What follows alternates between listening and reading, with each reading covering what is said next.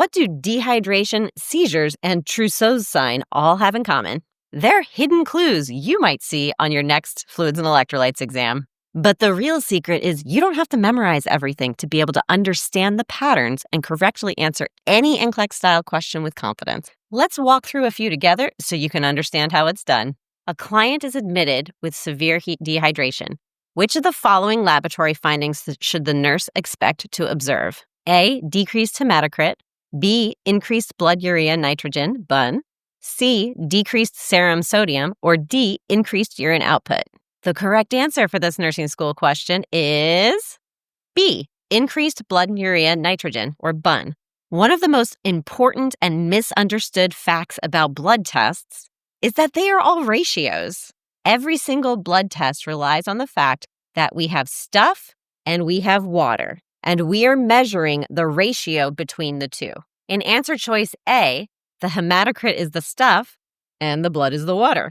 If we have somebody with severe dehydration, that means they're going to have less water, which means when you compare the hematocrit to the amount of water, the hematocrit should look like there's more, not less. That's how ratios work. Let's apply this test to blood urea nitrogen, BUN. Dehydration decreases the water, BUN stays the same. When you compare the ratio, it looks like BUN has increased, and that is why it is the correct answer. C is similar to A in that we would expect the serum sodium to increase instead of decrease. However, spoiler alert, sodium does work a little bit differently than some of the other stuff that we compare in these ratios. So when a client is experiencing dehydration, it's possible that the sodium can look like it goes up if we are only losing pure water.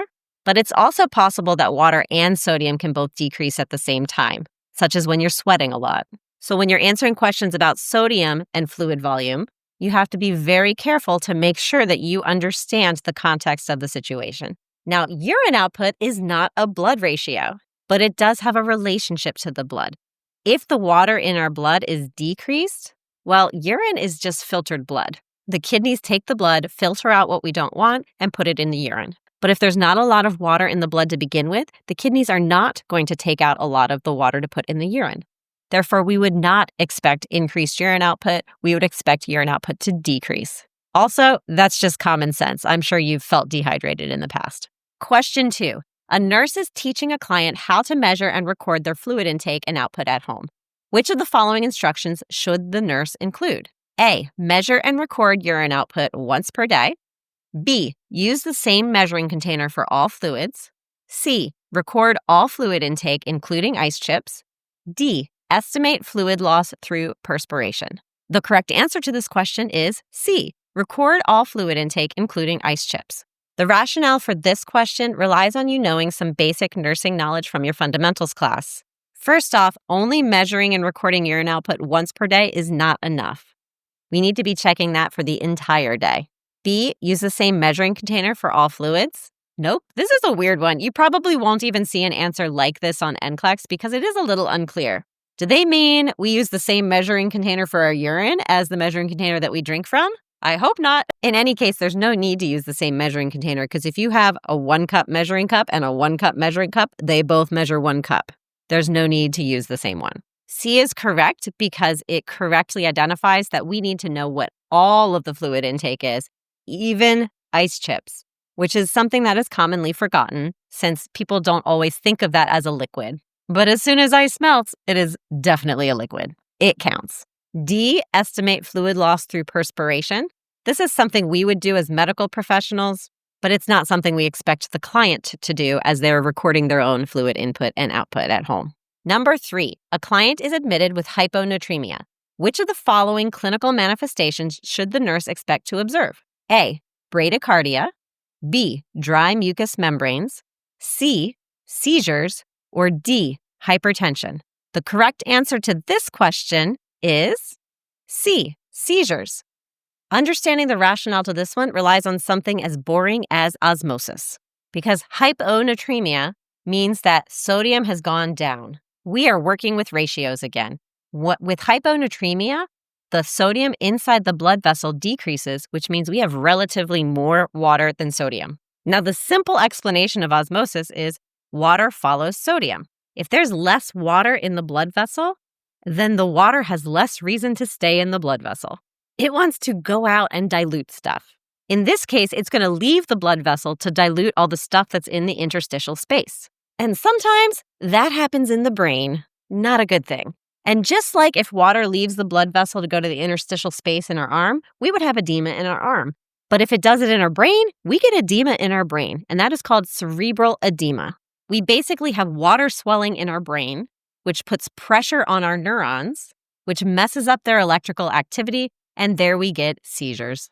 By the way, make sure to like and subscribe if this video is helping, because I want to notify you when my next video comes out so I can explain how diffusion, osmosis, oncotic pressure, and hydrostatic pressure all help you understand symptoms like this in fluids and electrolytes.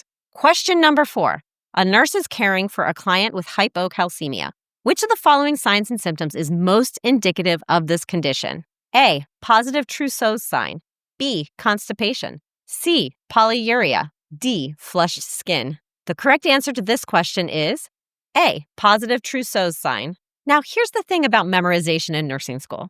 You could have memorized all the signs and symptoms for hypocalcemia and gotten this question correct. That can work, especially if you're still in nursing fundamentals. But are you still going to clearly remember all those signs and symptoms a year from now? 2 years from now?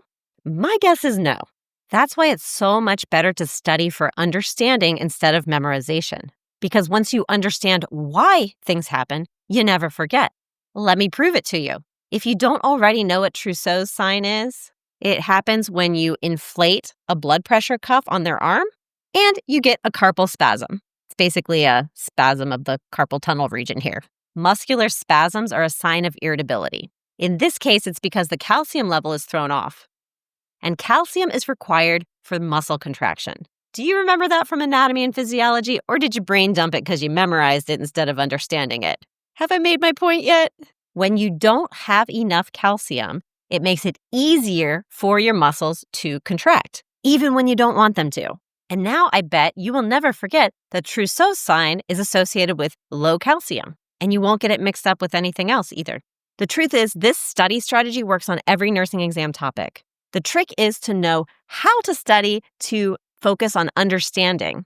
That part can be a little tricky, which is why I've been training nursing students for over 16 years as a professional nursing tutor to follow a simple 4-step study system called the Silver Bullet Study System that builds confidence, cuts your study time, and gets you comfortably passing grades. I'll show you exactly how it works in this next video, or drop SBSS in the comments and I'll send you a link.